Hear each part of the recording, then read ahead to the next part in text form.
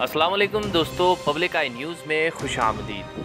नाज़रीन, तमाम सरकारी मुलाजमीन के लिए सबसे बड़ी खुशखबरी आ गई है। बजट में सरकारी मुलाजमीन की तनख्वाहों में 10 से 15% इजाफे की तजवीज़ दे दी गई है।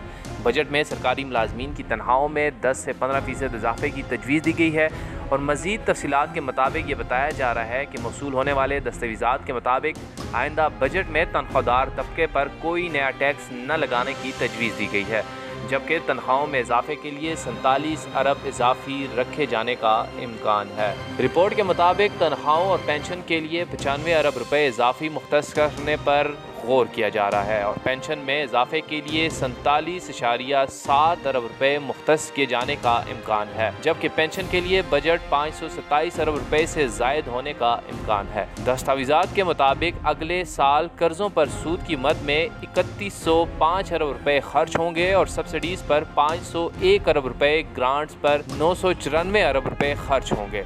दूसरी जानब डिफेंस सर्विसेज के लिए 1330 अरब रुपये रखने की तजवीज़ दी गई है।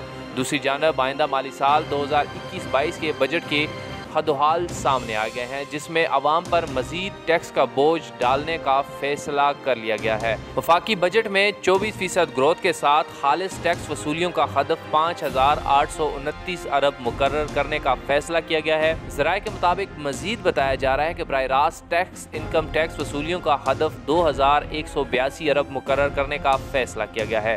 इसके अलावा वफाकी हुकूमत ने आइंदा बजट में मुतअद्दिद शोबों के लिए टैक्स छूट ख़त्म करने की तजवीज़ दे दी गई है। टैक्स छूट ख़त्म करने से 20 अरब रुपये से जायद की बचत होगी।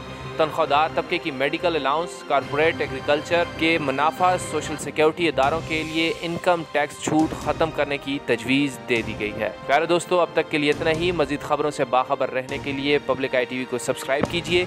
इस हवाले से अपने राय का इजहार कमेंट बॉक्स में कीजिए और वीडियो अच्छी लगे तो शेयर कीजिए। अल्लाह हाफिज़।